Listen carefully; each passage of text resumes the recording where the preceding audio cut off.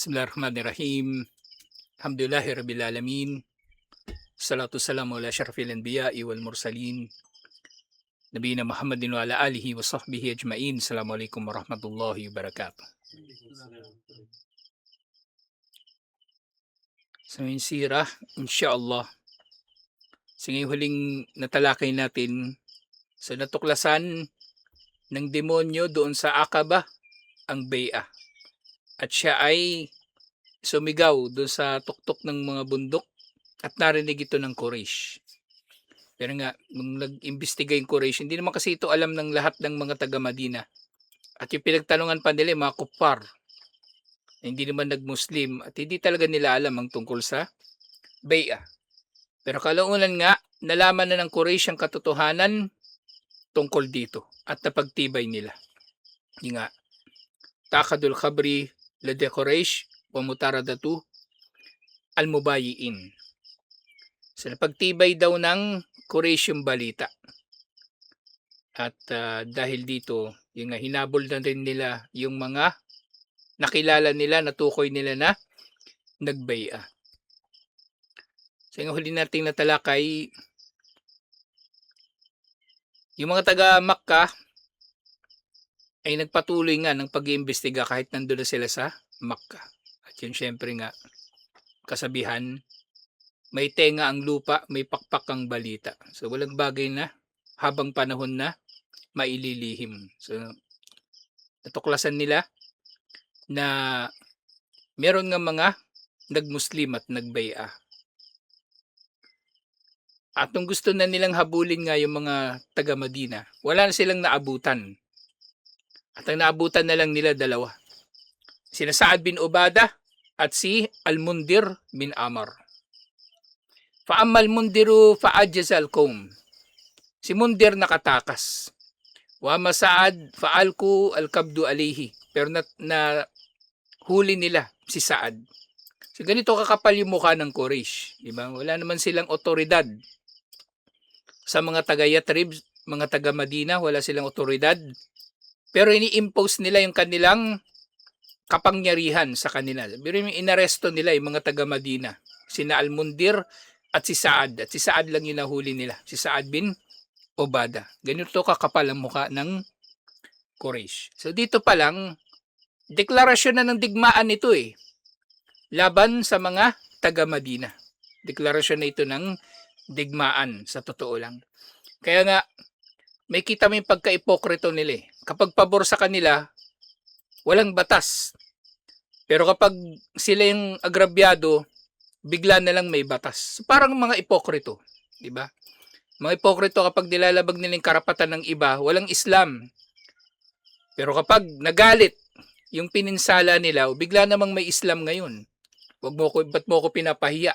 Ganun, ba't mo pinapahiya? Ba't mo ko sinisigawan? Ba't ka nagagalit? Ba't mo ko tinatawag na tuko? Bigla na lang may Islam kapag sila na yung napipinsala. So ganito ugali ng mga kuppar, lalo itong Quraysh. Siyempre mga munafik, ganun na ganun sila. Napaka-fragile ng kanilang mga ego. Pag sila yung lalabag sa karapatan ng iba, wagas. Pero kapag maniningil na yung iba ng karapatan nila, bigla na lang nagkakaroon ng batas. Bigla na lang nagkakaroon ng Islam. So inuli nila si Sa'ad bin Ubadah. Farabatu yadayhi ila unukihi binis'i rahlihi. Tinali daw nila yung dalawang kamay ni Sa'ad bin Ubadah sa kanyang leeg. Tinali sa leeg, ganon. Gamit yung tali niya doon sa kanyang kabayo o kamelyo. Waja'alu yadribunahu wa yajruna sya'rahu hatta adkhaluhu Makkah. So hinatak daw nila si Sa'ad bin Ubadah at sinambunutan ng buhok hanggang sa madala nila siya sa Makkah. Bro, niya napakawalang hiya, di ba? Napakawalang hiya. Kaya nga doon sa patrolya doon sa Nakla, yung ay nabanggit ko nung, di ba, tiyatalakay na natin si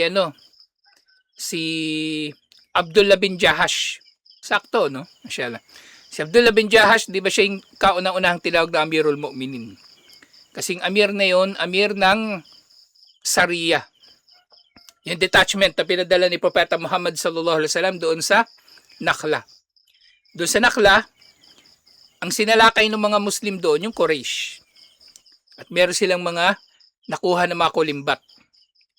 May nakuha sila ng mga ganima. Pero nangyari kasi yung Nakhla, Rajab. Di ba kabilang yung Rajab sa Ashhurul Hurum? So nagreklamo yung mga yung mga taga Makkah nagreklamo, yung Quraysh nagreklamo. Bakit Ashhurul Hurum sumalakay kayo? Ibang kapal ng mukha. Bigla na nagkaroon ng Ashhurul Hurum. Kasi yung Nakhla, Rajab, yung Badar, Ramadan. So ilang buwan lang yung pagitan nila. Si Abdullah bin Jahash yung pinunod doon sa Nakhla. Ay nga, pinahayag ni Allah. Yung ginagawa nyo, mas matindi pa sa paglabag sa mga banal na buwan. Diba? Ano bang ginawa ng Quraysh? Diba? Pinalayas nila yung mga mananampalataya na nasa Makkah. Tapos sinakop nila kumbaga yung Makkah. Sa halip na para kay Allah, ginawa nilang sentro ng pagsamba sa mga Diyos-Diyosan. Yun, mas masahol yun. Yung sabi ni Allah, al-fitnatu asyaddu minal qatl. Ang fitna na dinudulot nyo ay mas matindi pa sa pagpatay sa inyo, sa banal na buwan. Kaya huwag kayong aasta na biktima. Huwag kayong aasta na biktima. Yun nga, itong mga ganitong tao, hindi sila basta-basta ng yung nga, pagdating sa labanan. Psikolohiya yung malaking bahagi ng labanan eh. Hindi lahat dinadaan sa puwersa. Psikolohiya ang malaking parte ng labanan. So dito, may kita natin ugali ng Quraysh na kumbaga kung ganito sila, pag sila yung napipinsala, biglang nagkakaroon ng batas, biglang nagkakaroon ng patakaran. Pero kapag sila'y sumalakay, walang batas, walang patakaran. May inis ka, di ba? Maaaring mangyayari, magiging padalos-dalos ka. Yan dapat naintindihan ng tao na ang labanan din ito na psychological, hindi lang ito physical. Hindi lang ito physical. Kaya nga sa bawat jaysh, sa bawat grupo ng mga sundalo, may psychologist. At merong psychological warfare. Merong psychological operations. Merong eksperto sa ganitong mga bagay. Ang gera hindi lang barilan, hindi lang pambobomba. Ginagamitan ito ng estratehiya. So, yung ginawa na ito ng mga kuffar, di ba? Nangyari ito nung simula pa lang ng Bay'ah. Wala pang hijrah. Pero hindi naman dinigma agad-agad ng mga taga-Madina ang Quraysh. Naghunos dili sila. No? Tinimbang muna nila yung mga bagay-bagay. Yung nga, nang dumating na yung labanan, nanalo sila. Nanalo sila. Mula dun sa Nakhla, nakauna-unahang labanan nga. Hanggang sa kahuli-hulihan, actually, nananalo naman sila palagi. Yung ang Uhud, na lagi ko sinasabi, sa unang tingin, parang natalo yung mga Muslim pero hindi. Nagpatuloy yung labanan doon, nagpapatuloy. Umatras lang sila. Pero nakapag-regroup sila. At kinabukasan, ready na sila mag-counter-attack. Umuwi na yung Quraysh. Natakot. Kasi nakaharap nila sa Uhud, ilang tao lang yun ang mga taga-Madina. Hindi sila lahat yun, kumaga. Marami pang nakareserba. Kinabukasan, mas marami na sila. Kaya nagtago na ang Quraysh. Umuwi na ng Makkah. Di ba ito? Deklarasyon ito mismo ng digmaan Deklarasyon na ito ng digmaan. Yung ginawa nila kay Saad bin Ubadah. Pero yun, di ba? Kung sa atin gagawin ito, andyan na yung human rights. Di ba? Andyan na naman yung... Kaya gusto ko palitan yung human rights na yun Commission on Human Rights. Palitan nila yung pangalan nila. Commission on Criminal Rights. Ang ipangalan nila sa sarili nila. Kasi lumilitaw lang sila pag criminal Pag criminal lang, nabibiktima. Pero kapag inosenteng tao, di ba, binibiktima ng NPA, binibiktima ng wala, tahimik sila. Pero pag kriminal, tingnan mo, andyan ang mga hinayupak na yan. Dapat palitan nila yung pangalan nila eh. Pero nga lang dinala nila si Saad bin Obada. Yung hindi naman lahat ng tao, syempre, pabor doon sa ginagawa ng Quraysh. Lalo na ito sila Abu Jahal. Si Abu Jahal, gago talaga ito eh. Faja'al Mut'im bin Adi wal Harith bin Harb bin Umayyah. So dumating daw si Mut'im bin Adi kasi nakita nila nagkakagulo yung mga tao. May nangyayari. Dumating daw si Mut'im at si Al-Harith bin Harb bin Umayyah. Fakallasahum min aydihim. At kinuha nila si Saad mula kay Abu Jahal. Mula doon sa grupo ni Abu Jahal. At may impluensya din ito si Mut'im bin Adi. So kung naalala niyo si Mut'im, nung nagbalik si Propeta Muhammad sallallahu alaihi wasallam mula sa Taif, di ba? Si Mut'im ang nagprotekta sa kanya. Si Mut'im. At yung anak niya nag-Muslim. Yun sana yung mapapangasawa ni Aisha. Pero iniatras ni Mut'im kasi nga Muslim sina Abu Bakar eh. Kaya inatras niya. So tropa rin ni Abu Bakar Siddiq radiyallahu anhu to si Mut'im pero namatay ito na hindi Muslim. So kinuha nila si Saad. Id kana Saadun yujiru lahuma kawafilahuma almarra bil Madinah. Tinatwiran nila sa Quraysh. Si Saad bin Obada ang nagpoprotekta sa kanilang mga karaban na dumadaan ng Madina. Di ba ngayong Makkah, nasa south siya ng Madina. So kung papunta sila ng Syria, dadaan sila ng Madina. Dadaan sila ng Madina. Kaya ngayon Kuba, yung Masjid Kuba, di ba yung kauna-unahang masjid, nando sa south ng Madina yon kasi doon nang galing si Propeta Muhammad sallallahu alaihi wasallam sa Makkah, sa south. Doon siya. So si Saad bin Obada daw ang nagpoprotekta sa kanilang mga karaban doon na dumadaan sa Madina. Wa tashawaratul ansar hina faqaduhu an yakirru ilayhi. Fa idha huwa qad tala'a alayhim fa wasala al-qawmu jami'an ila al-Madinah.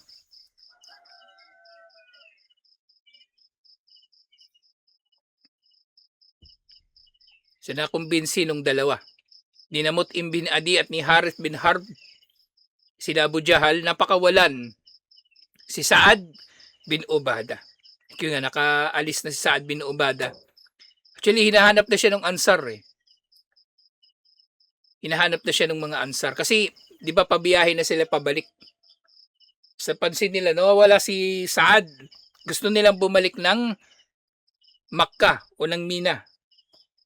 Pero nga, nasalubong nila si Saad doon. At wala nang nabanggit pa kung ano yung ginawa na nila. So, ibig sabihin, sa kabila ng nangyari na ito, nanahimik ang mga taga-Madina. Hindi sila gumanti agad-agad. Kaya ngayong digmaan, hindi yan basta-basta. Na lahat ng bagay, agad-agad merong ganti. May mga bagay-bagay na pwede kang palalampasin. Palalampasin mo kasi meron kang hinihintay ng mga kondisyon na tama para kumilos. Kasi pwedeng mangyayari na ikaw handa ka na. Handa ka. Pero yung panahon, handa na ba? O magiging maganda ba yung panahon para mag-operate? Diba? Gusto mo sumalakay eh. Andiyan yung mga sundalo mo, ready na lahat. Eh may bagyo.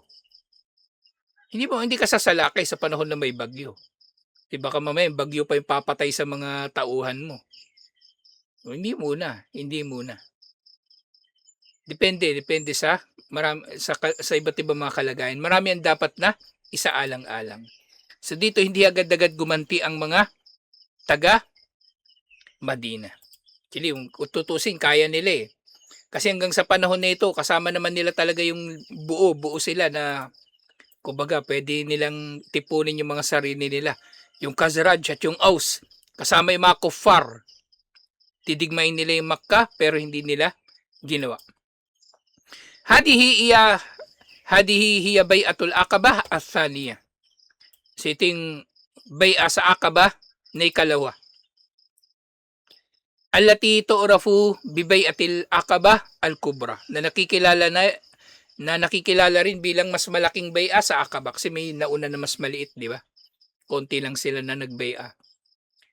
Yun din. Kaya tinawag ito na al-kubra kasi dito talaga napagtibay na yung mga pundasyon ng gobyerno ng Muslim at bansang Muslim sa Madina. Waqad tammat fi jawi ta'alluhu awatiful hub wal wala.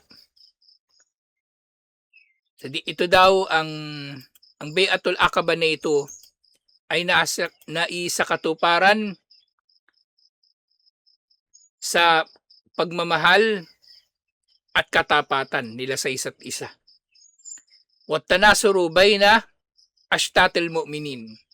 At ito ay napagtibay sa pagkikipagtulungan ng bawat grupo ng mga mu'min. Kasi iba-ibang grupo naman talaga sila, di ba? Yung mga taga Madina, taga Quraysh, taga Makkah.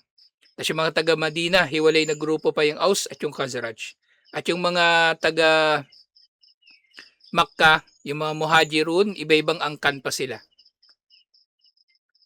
At ito rin ay nabuo, wathikatu wasyaja'ah wal istibsalu fi hadas sabil.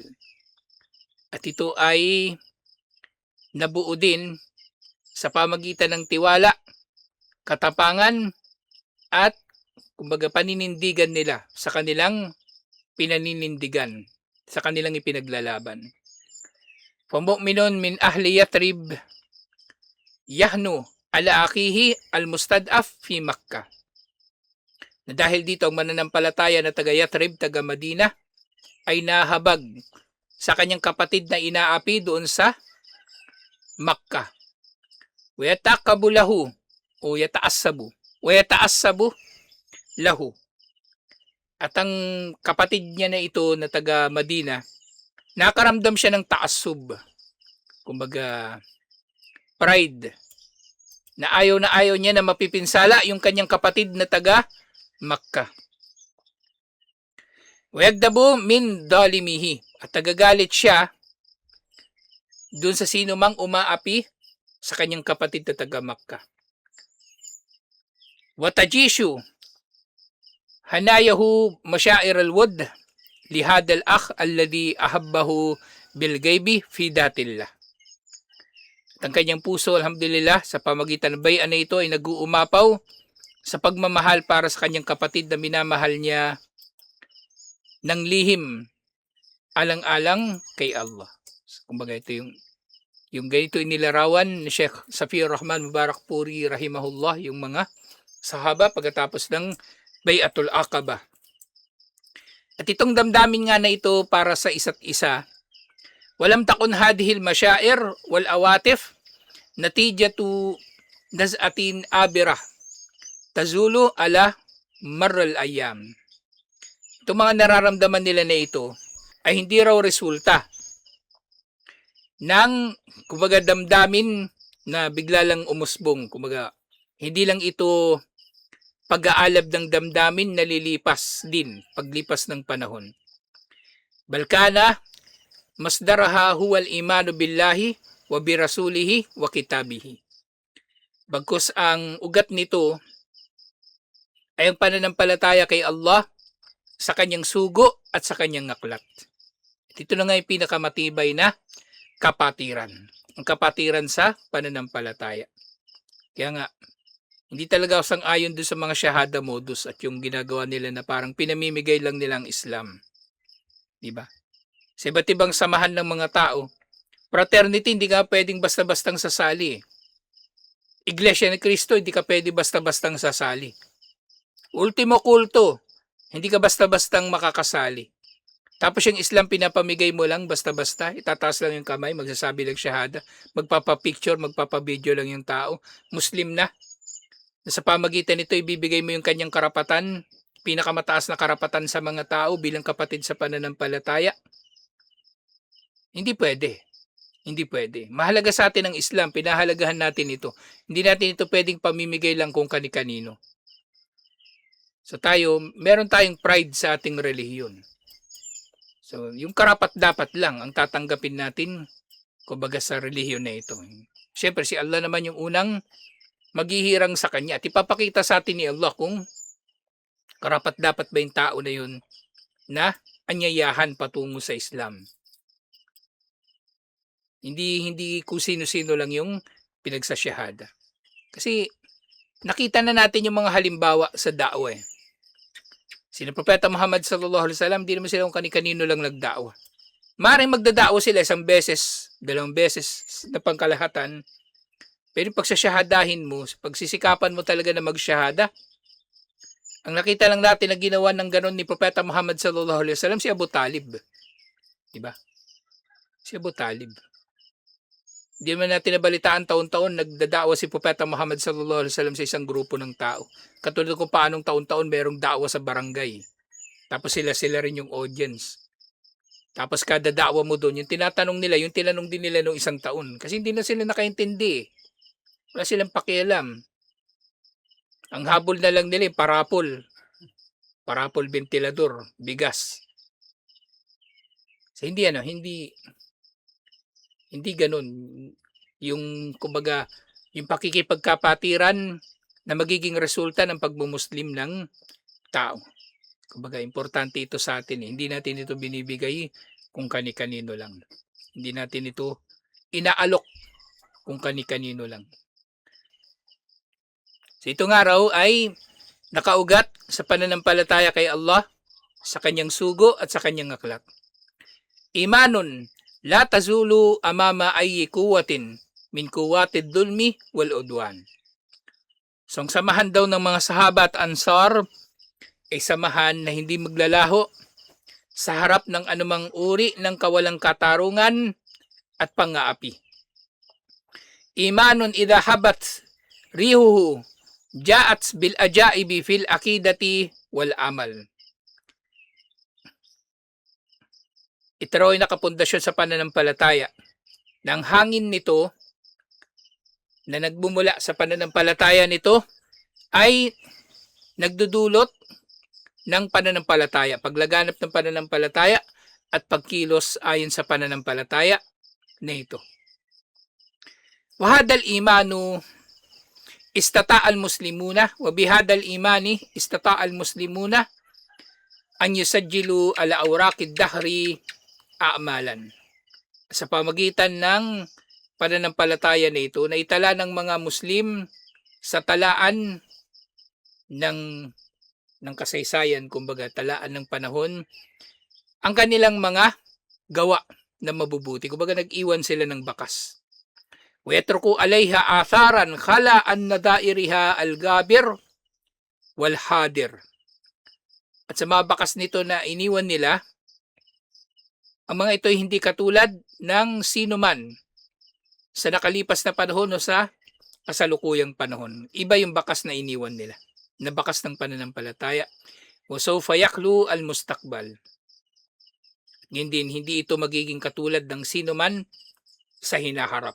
So natatangi talaga ang henerasyon ng mga sahaba. Alhamdulillah. At yun nga, matapos yung mga nangyari na ito sa mga lumipas na panahon, inihanda na talaga nila ang hijrah. So hindi lang yung mga Muslim sa Makkah ang naghanda. Pati mga Muslim sa Madina ay naghanda na rin para sa paglikas ng mga Muslim at paglikas ni Propeta Muhammad sallallahu alaihi wasallam. Yung nga doon sa hijrah, nga binabanggit ko nung nakaraan, hindi lang sila basta-bastang lilipat ng bahay dito. Kapag naghijrah ang muhajirun, susundan sila ng mga kaaway. Kung ano yung problema nila sa Makkah, susundan sila nun patungo sa Madina. Kaya mas malaki yung magiging paghahanda ng Ansar. Hindi ito basta-basta lang na lipat bahay na nangyari. Dinala mo doon yung aparador mo sa Madina, hindi. Pati mga problema mo, dadalhin mo rin doon sa Makkah. Kaya hindi rin basta-basta yung ginawa ng Ansar eh. Di basta-basta. Parang ano yan, di ba? Halimbawa, dito sa atin, merong wanted. Di ba? Wanted. Gusto magtago dito. Hindi natin yung basta-bastang matatanggap kasi hindi natin siya kayang protektahan eh. 'Di ba? Kahit pa sabihin natin, 'di ba? Alam natin inosente. Alam natin inosente, 'di ba? Tapos hinahabol ng pulis, wanted sa pulis. Eh, hindi natin yung maaaring basta-bastang tatanggapin kasi hindi natin siya kayang protektahan. Ganon yung kalagayan ng Ansar. Pero ngayong panahon na yun, kapwa lang din naman nila yung yung naghahabol doon sa mga muhajirun. Kayang-kaya nila makipagsabayan. So kasama yun sa mga inihanda nila. Mga armas para ipagtanggol ang kanilang mga sarili kung susundan sila ng mga taga-Makkah. So nga, bada antamats bay'atul aqaba athaniya wa najahal islam fi ta'sisi watnin lahu wastasara tamuju bil kufri wal jahala. So pagkatapos ng pangalawang bay'a sa Aqaba, matapos itong nakumpleto at matapos na nagtagumpay ang Islam sa pagtataguyod ng sarili nitong bansa sa gitna ng disyerto na napupuno ng kawalang pananampalataya at kamangmangan. Wa huwa aktaru kasbin hasala alihil islamu mundu bidayati da'watihi. So sa umpisa parang nagtatagumpay na yung Islam, di ba? Pero actually hindi eh.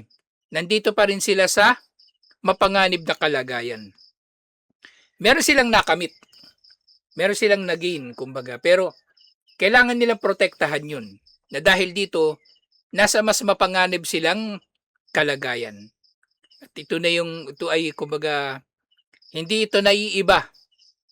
Mula doon sa mga panganib na kinaharap ng mga Muslim, mula nang nagdaawa si Propeta Muhammad sallallahu alaihi wasallam. So hindi pa rin kumbaga naging madali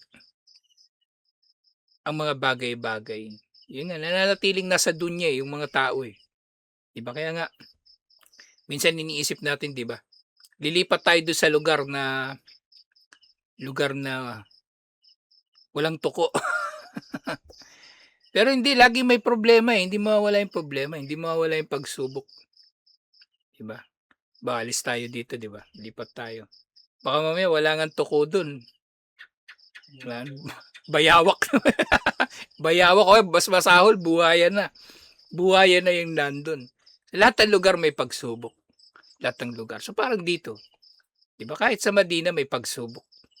Kahit sa Madina may pagsubok.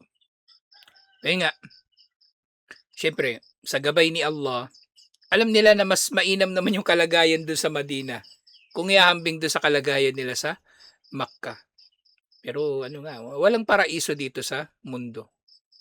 Nga adina Rasulullah sallallahu alaihi wasallam lil muslimina bil hijrati ila hada al watan. Nagpahintulot na si Propeta Muhammad sallallahu alaihi wasallam na maghijra ang mga Muslim patungo sa Madina. Alhamdulillah, technically sarili nilang bansa. Alhamdulillah na maring mas ayos-ayos yung kanilang kalagayan, pero nga dahil dunya pa rin ito, nananatili mga pagsubok. Doon nga, di ba? Nung lumipat sila sa Madina, doon na maraming namatay na muhajirun. Doon na maraming namatay. Eh doon sa Makkah, ilan lang ba ang napatay ng Quraysh? 3 lang. O 2 pala. Yung magulang ni Ammar bin Yasir. Dalawa sila. Si Yasir at saka si Sumayya, mag-asawa. Sila lang. Pero nung nasa Madina na sila, mas maraming mga muhajirun ang napatay doon kaysa doon sa Makkah. Pero kung sa kalagayan naman, di hamak na. Mas mainam ang kalagayan nila doon sa Madina. Alhamdulillah. So tutuloy na ito inshallah. Kung paano pinaghandaan ng muhajirun at ansar ang hijra inshallah. So tutuloy natin ito inshallah. Assalamualaikum warahmatullahi wabarakatuh.